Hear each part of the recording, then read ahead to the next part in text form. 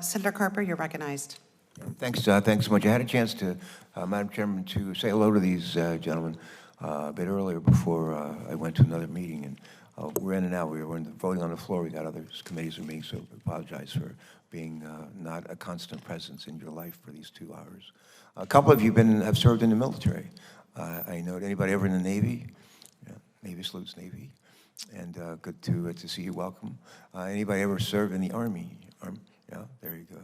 And I think maybe both of you saw a time overseas, and as one who actually spent a lot of time in the military and the Navy. I very much value your service. And that role, those roles in uniform, and also these roles in uniform. I have a couple of questions. I hope these have not been answered. I don't think they have, but the first one I want to ask deals with U.S. Border Patrol agents in the field. U.S. Border Patrol agents in the field. And I think Mr. B. Miller, people call you B. Miller? The ones that like me. That's a great name. But first, again, thanks so much for being here today.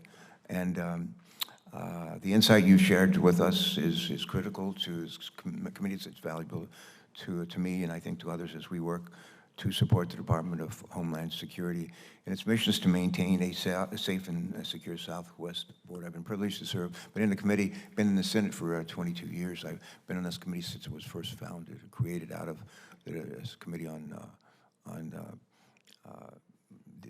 dealing just with government operations. But so anyway, I have a great affection for the department and the men and women who serve.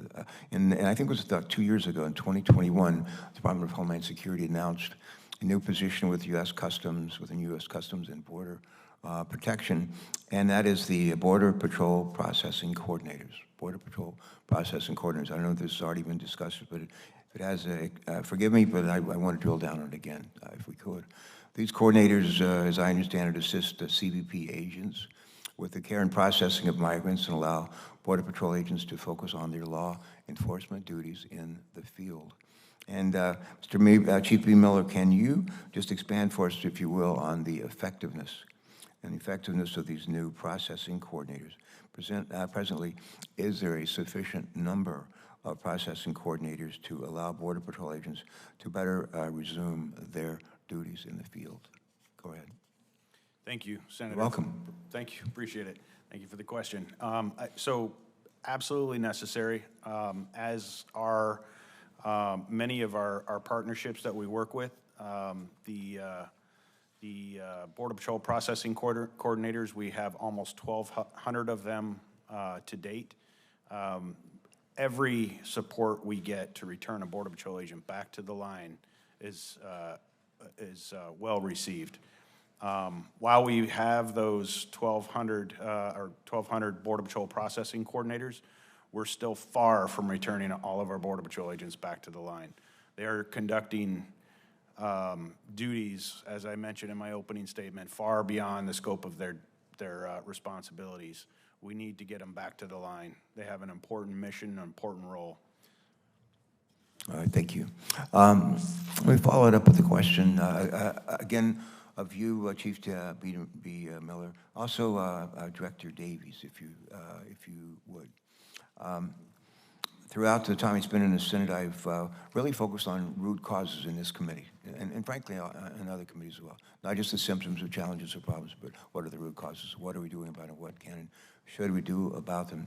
But we've seen time and time again that there is a correlation between the rule of law, corruption, and economic opportunity in Central and South American countries and in the migration flows at the U.S. border. Chief B. Miller and Director Davies, given the migration flow in recent years and the number of migrants crossing at different ports of entry along the border, can both of you briefly speak as to how your components respond to these changes? And next, how do you strategically manage resources to ensure that efficiency and efficacy are maintained at various ports of entry? Chief, would you go first, and then Director Davies? Yes, thank you again for the question. We work with our foreign operation branch and our intelligence branch, and with Department of Homeland Security policy to coordinate with our strategic international partners and monitor the flow through the Western Hemisphere and around the world. This information gives us the opportunity to, as I mentioned, leverage our resources and deploy them to the optimal locations where we predict the traffic would be coming between the ports of entry. So it's an extremely important partnership, and it's just beneficial for our mission. Director Davies, please. Yeah, very similar to Chief Buehmiller, we coordinate with our international partners within the Office of Field Operations. We actually have several programs, not just in the Western Hemisphere, but across the globe, with our Immigration Advisory Program, our Joint Security Program, and our Police Liaison Program that are focused on working with our international partners to identify flows, reasons, and to come up with solutions that can be implemented to limit the ability for people to move through other countries, solely for the purpose of exploiting laws, while maintaining the ability for people who are seeking protection to be able to come to the United States lawfully to do so. Third and last question, if I could. In your testimony, Chief Buehmiller, I'm not picking on you, Chief, and Director Davies, but you both highlight the importance of coordination and collaboration within DHS and other federal partners. Chief and Director Davies, as we see highs and lows in migration flows along our southwestern border, to what extent do each of you receive regular updates on the primary reasons behind influxes in migration? And how does this information get shared amongst DHS components and help agents do their work on the ground? Director Davies. Yeah, thank you for the question. So we do receive regular updates, I would say maybe not quite daily, but certainly every week about the flows and some of the reasons. And I think really, we share a lot of that information with our officers on the front line. Just to be very candid, the reasons don't always make a difference in terms of what kind of processing is going to happen, or at the point where they're at the ports of entry or in CBP processing, it's too late to affect any change in terms of the reasons that people are leaving. So I know that at a broader level, we are trying to work with our foreign partners to address some of those root causes, as you said. We're tracking those reasons, but from an operational perspective, the reasons that people are coming has little impact on what we do operationally. Chief, same question. Same question, same answer. Very similar.